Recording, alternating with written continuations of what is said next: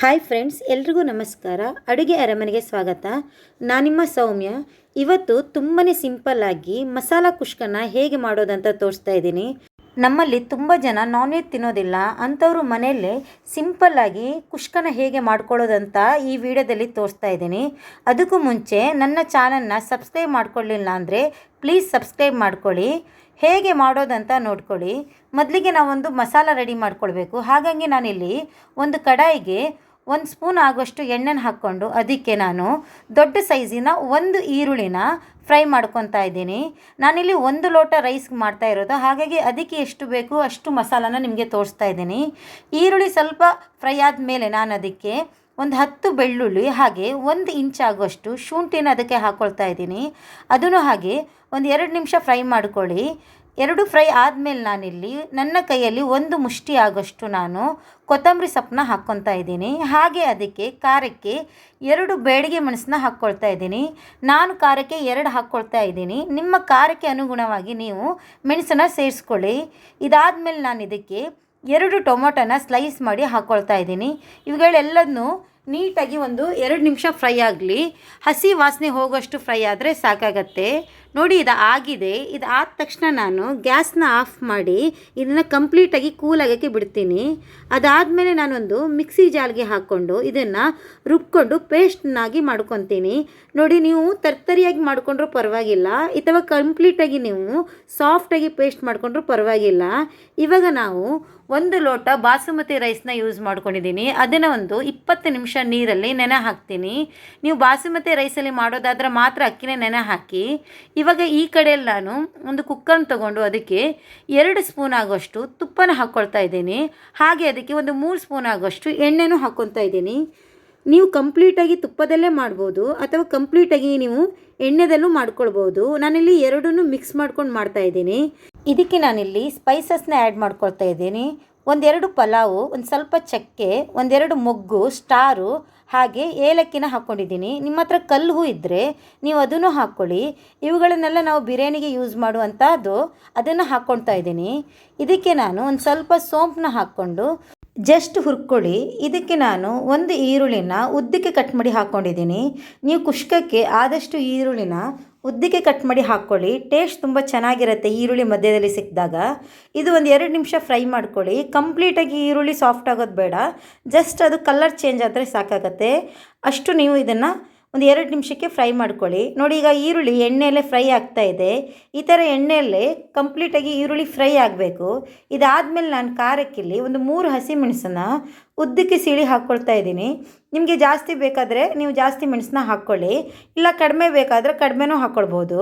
ನೋಡಿ, ಇದು 2 ಫ್ರೈ ಆದಮೇಲೆ ನಾನಿಲ್ಲಿ 1 ಟೊಮೊಟೊನ ಈ ಥರ ರೌಂಡಾಗಿ ಕಟ್ ಮಾಡಿ ಹಾಕ್ಕೊಳ್ತೀನಿ.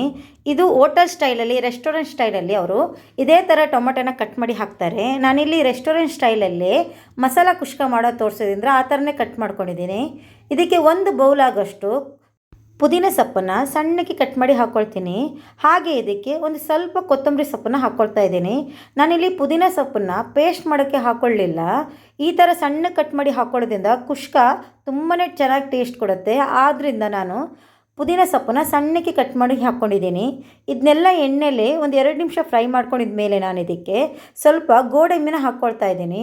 ನೀವು ಗೋಡಂಬಿ ಬೇಡ ಅಂದರೆ ಅದನ್ನು ಸ್ಕಿಪ್ ಮಾಡ್ಕೊಳ್ಬೋದು. ಹಾಕೋದ್ರಿಂದ ಟೇಸ್ಟ್ ಸ್ವಲ್ಪ ಯುನೀಕ್ ಆಗಿರುತ್ತೆ. ಇದನ್ನೆಲ್ಲ ಎಣ್ಣೆಯಲ್ಲಿ ಒಂದು 2-3 ನಿಮಿಷ ಸಣ್ಣ ಉರಿಯಲ್ಲೇ ಫ್ರೈ ಮಾಡ್ಕೊಳ್ಳಿ. ಫ್ರೈ ಆದಮೇಲೆ ನಾನು ಇದಕ್ಕೆ ಒಂದು ಸ್ವಲ್ಪ ಅರಿಶಿನ ಪುಡಿನ ಹಾಕ್ಕೊತಾ ಇದ್ದೀನಿ. ಜೊತೆಯಲ್ಲಿ ಸ್ವಲ್ಪ ಖಾರದ ಪುಡಿ ಹಾಗೆ ಸ್ವಲ್ಪ ಗರಂ ಮಸಾಲೆ ಪುಡಿಯನ್ನು ಹಾಕ್ಕೊಂಡು ಇದನ್ನು ಫ್ರೈ ಮಾಡ್ಕೊಳ್ತಾ ಇದ್ದೀನಿ.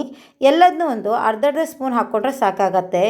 1 ಗ್ಲಾಸ್ಗೆ ಒಂದು ಅರ್ಧ ಸ್ಪೂನ್ ಹಾಕ್ಕೊಂಡ್ರೆ ಸಾಕಾಗತ್ತೆ. ನೀವು ಜಾಸ್ತಿ ಮಾಡೋದಾದರೆ ಸ್ವಲ್ಪ ನೀವು ಕ್ವಾಂಟಿಟಿನ ಜಾಸ್ತಿ ಮಾಡ್ಕೊಳ್ಳಿ. ಈ ಎಣ್ಣೆಯಲ್ಲೇ ಈ ಮಸಾಲೆಗಳು ಫ್ರೈ ಆಗಬೇಕು. ಒಂದು 2 ನಿಮಿಷ ಫ್ರೈ ಆದರೆ ಸಾಕಾಗತ್ತೆ.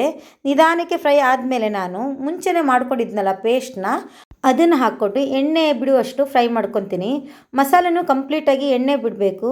ಅಷ್ಟು ಚೆನ್ನಾಗಿ ನೀವು ಮಸಾಲೆನ ಎಣ್ಣೆಯಲ್ಲೇ ಫ್ರೈ ಮಾಡ್ಕೊಳ್ಳಿ. ವಿಡಿಯೋನ ಎಲ್ಲೂ ಸ್ಕಿಪ್ ಮಾಡದೆ ಕಂಪ್ಲೀಟಾಗಿ ನೋಡ್ಕೊಳ್ಳಿ. ಇದರಿಂದ ಮಾಡೋ ರೀತಿನ ಕರೆಕ್ಟಾಗಿ ನೋಡ್ಕೊಂಡಾಗತ್ತೆ. ನೀವು ಮಾಡೋ ರೀತಿ ಸರಿಯಾಗಿದ್ದರೆ ರುಚಿನೂ ಚೆನ್ನಾಗಿರುತ್ತೆ. ನೋಡಿ, ಇಲ್ಲಿ ಕಂಪ್ಲೀಟಾಗಿ ಫ್ರೈ ಆಗಿದೆ. ಇಷ್ಟು ಫ್ರೈ ಆದಮೇಲೆ ನಾನು ಅಕ್ಕಿನ ನೆನೆ ಹಾಕಿದ್ನಲ್ಲ 20 ನಿಮಿಷ ನಾನು ಬಾಸುಮತಿ ರೈಸನ್ನು ನೆನೆಸಿದ್ದೀನಿ. ಅದನ್ನು ಕ್ಲೀನಾಗಿ ವಾಶ್ ಮಾಡಿಕೊಂಡು ಈ ಮಸಾಲಕ್ಕೆ ಅದನ್ನು ಸೇರಿಸ್ಕೊಳ್ತಾ ಇದ್ದೀನಿ. ನೀವು ಬಾಸುಮತಿ ರೈಸ್ ಬದಲಿಗೆ ಜೀರಾ ರೈಸ್ ಅಥವಾ ನಾರ್ಮಲ್ ಸೋನಾ ಮಸೂರಿ ರೈಸ್ನು ಯೂಸ್ ಮಾಡ್ಕೊಳ್ಬೋದು. ನಾನಿಲ್ಲಿ ಪರ್ಫೆಕ್ಟಾಗಿ ಹೋಟೆಲ್ ಸ್ಟೈಲಲ್ಲೇ ಮಾಡೋದ್ರಿಂದ ನಾನಿಲ್ಲಿ 1 ಲೋಟ ಬಾಸುಮತಿನ ವಾಶ್ ಮಾಡಿಕೊಂಡು ಹಾಕ್ಕೊಳ್ತಾ ಇದ್ದೀನಿ. ಇದನ್ನೆಲ್ಲ ಒಂದು ಮಿಕ್ಸ್ ಕೊಟ್ಕೊಳ್ಳಿ. ನೀವು ಜಾಸ್ತಿ ಮಿಕ್ಸ್ ಮಾಡ್ಕೊಳಕ್ಕೆ ಹೋಗಬೇಡಿ, ಅಕ್ಕಿ ಕಟ್ಟಾಗತ್ತೆ. ಇದಾದಮೇಲೆ ನಾನು 1 ಲೋಟ ಬಾಸುಮತಿ ರೈಸ್ಗೆ 1.5 ಲೋಟ ಆಗೋಷ್ಟು ನೀರನ್ನ ಹಾಕ್ಕೊಳ್ತೀವಿ. ಬೇರೆ ರೈಸ್ಗಾದರೆ ನಾವು 1ಕ್ಕೆ 2 ಲೋಟ ನೀರನ್ನ ಹಾಕ್ಕೊಳ್ತೀವಿ. ಆದರೆ ಬಾಸುಮತಿ ಆದ್ರಿಂದ 1 ಲೋಟ ರೈಸಿಗೆ 1.5 ಲೋಟ ನೀರನ್ನ ಹಾಕ್ಕೊಂಡ್ರೆ ಉದ್ರುದ್ರಾಗಿ ಬರುತ್ತೆ.